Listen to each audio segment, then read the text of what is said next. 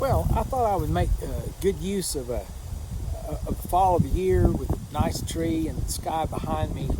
I wanted to talk with you for a moment about uh, sort of a follow up, if you will. I know I did something last Wednesday that was a bit of a preview, maybe, of what I was doing Sunday, but I talked a little bit about when the psalmist said, "Thou hast set my feet in a broad place." And so I want to talk with you a little bit about transcendence and growth, about the ecology of spirit. And don't leave me. I'm not gonna bore you. I think I'll talk with you about something that I believe really matters, and it matters for all of us, and I think it will matter for you personally. So hang with me. So here we go. So all of us start out in life with a bit of an egocentric, sort of an egocentric view of life by necessity. And we it's as a baby we come into the world and it's about us, and we learn and we grow, right?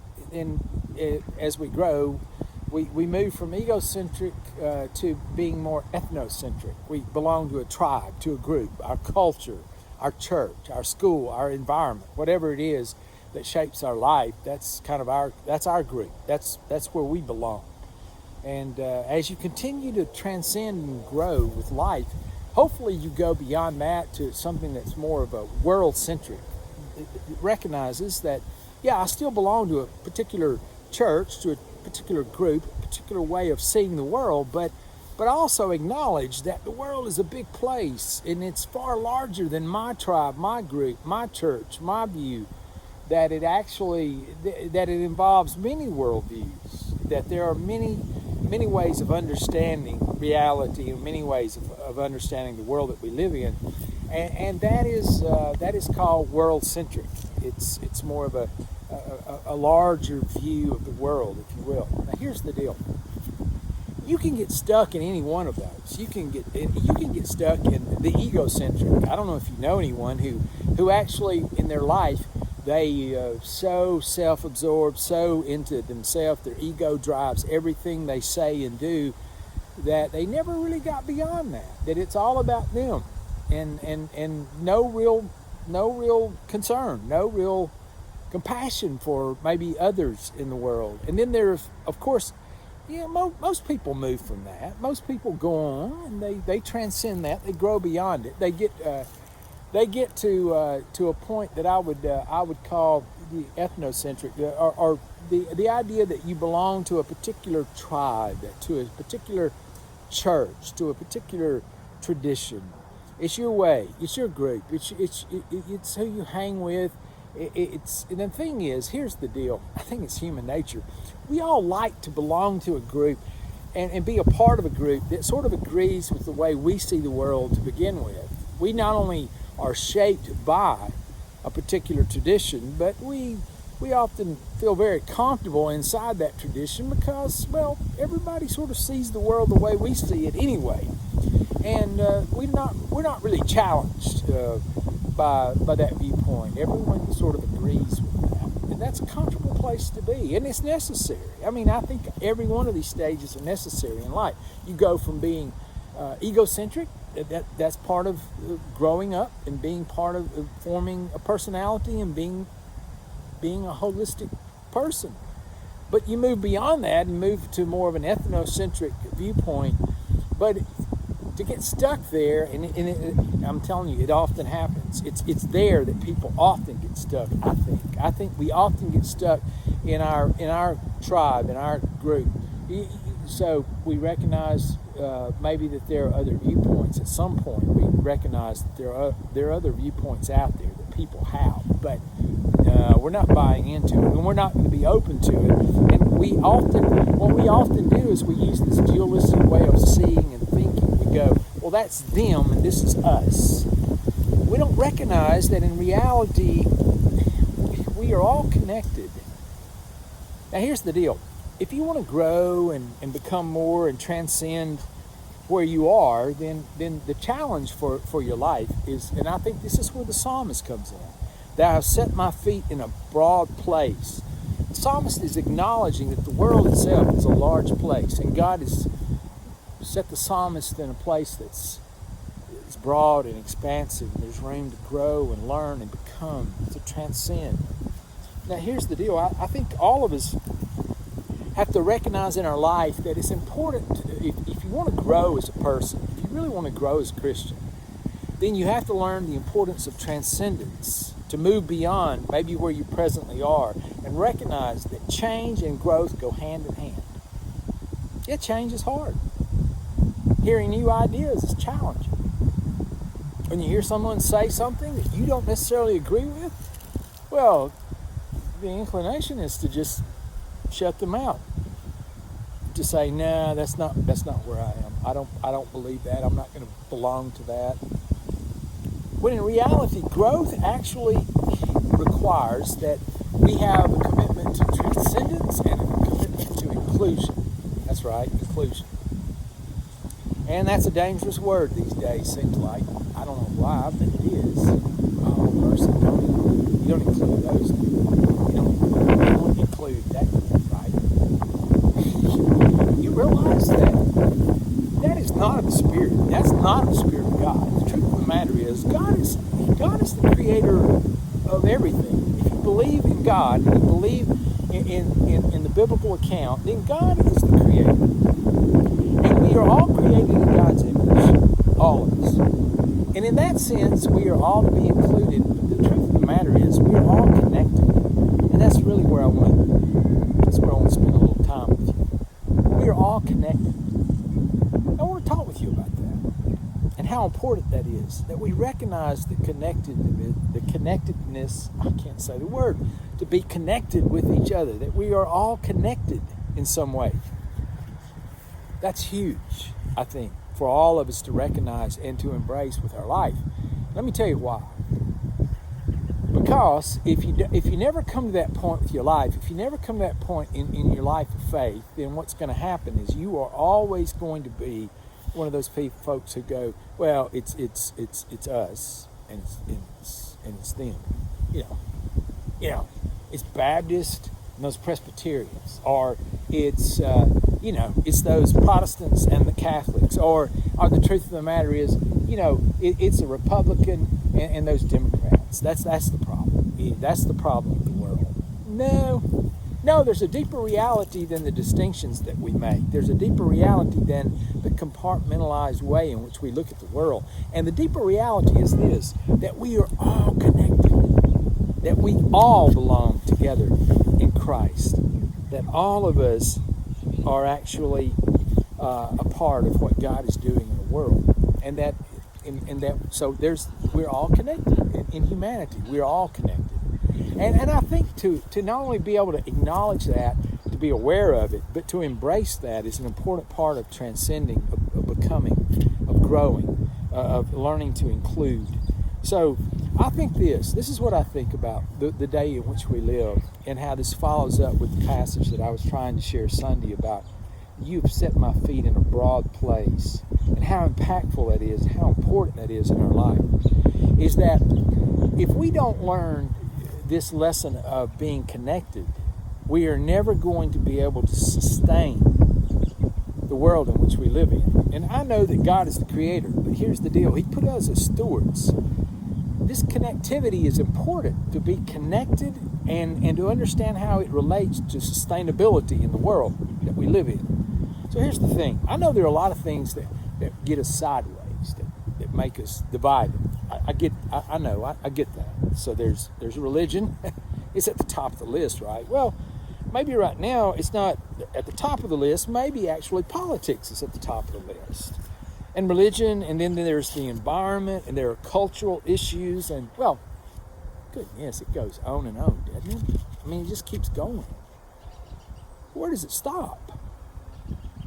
How do we learn to live together? And how can we as Christians, how can we model something? How can we be light and salt to the world at a time like this? Here's what I think, and for whatever it's worth, standing under this tree on this beautiful day, this is what I think. I think that you and I have this chance to claim together that God has set us in a broad place, that we have room to grow, to become, to transcend. And the thing is, there are going to be some people who won't come. There will be some folks who simply will refuse. They're going to stay where they were. They're going to stay with what they were given. And they're never going to be open to learning or growing or developing with their life. But I'm telling you something. The life of Christ and the life of the Spirit is a life of growth. If you're not growing, if all you can tell me is what happened to you 20 years ago, and that's the last thing that ever happened with you, come on. What is that? That's not life. That's not growth. That's not the Spirit. The Spirit of Christ leads us onward, forward with our life. So, yeah, the Lord has set my feet in a broad place. I'm still learning.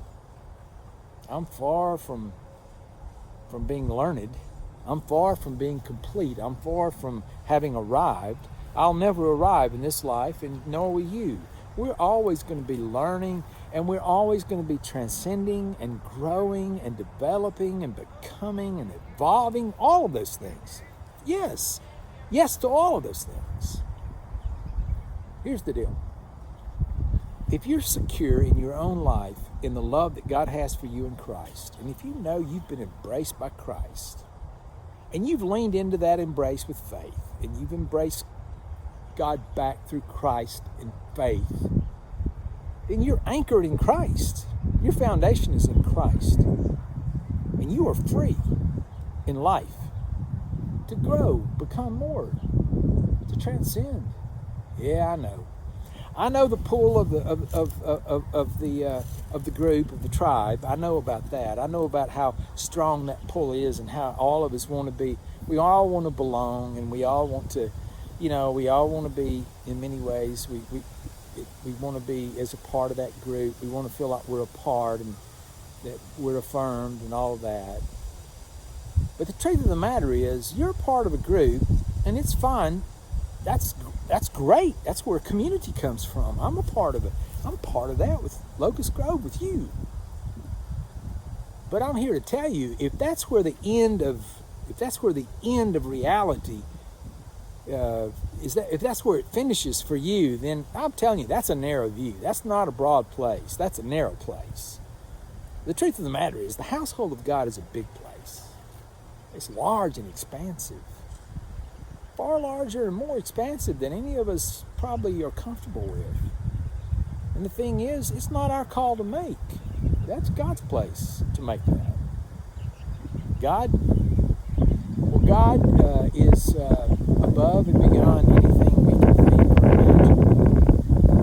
God revealed himself in Christ, and yet, even in that, there's still mystery. There's still more. There's far more than any of us can fully understand, and certainly we can fully explain. I don't know why it is, but most of us are not very comfortable with questions. And yet, there are so many questions. I think churches would be better served if we could become communities where we're more open to the questions, where we acknowledge, you know what, we're a community. We belong. We belong together. We're connected. We are connected. But we're also inclusive. And we recognize that the real challenge is to transcend, to be able to hold on to community, and at the same time recognize that it's a big world. And there are a lot of different opinions and a lot of different views. And the truth of the matter is, there are a lot of questions. And yet, we are called on to live our life in this broad place. Yeah.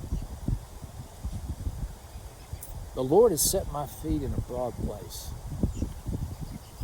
Whatever time I have left, for whatever time you have left on this planet, I hope you'll live with a life that's open, that you'll allow the desire to grow and learn and develop to drive you as a Christian, that you'll not be afraid of it, that you'll not grow lazy with your life, that you will stay open, and that you will allow the Spirit of Christ to help you transcend from where you are to where maybe you should be spiritually with your life. I'm telling you, I believe this. I believe that our connectivity, Our understanding that we are connected to each other on the planet, all of us, is dependent in many ways for the sustainability of the world that we live in. Otherwise, we're just going to be divided. We're going to destroy each other. Why? Can we not acknowledge there are differences of opinion? That people have different political views? That theologically people hold different viewpoints? Can we not understand that you can hold on to those viewpoints if you like? That's fine. But you can also be open enough to recognize that there are other viewpoints as well, and that people hold those viewpoints as valid as you hold yours. The Lord has set my feet in a broad place. I'm glad. Goodness, when I was a young man and went off to college, I think I held one view. I thought there was one worldview, that there was only one, and it was mine. That that's the way the world worked. I remember sitting in the classroom one day at Founders Hall at Athens State. I heard my professor challenge my worldview. He took it on. And he demonstrated that there were other worldviews. And in that moment, I was astounded. I didn't know what to say. I didn't know what to think. With time, I learned that you don't have to be afraid. There is simplicity on the other side of complexity. There is faith on the other side of the easy answers. You don't have to abandon your faith. Just open your life up a little bit. The Lord has set my feet in a broad place. Yes, He has. For all of us. I hope you'll live it. I'm trying to do that myself. God bless you, friends.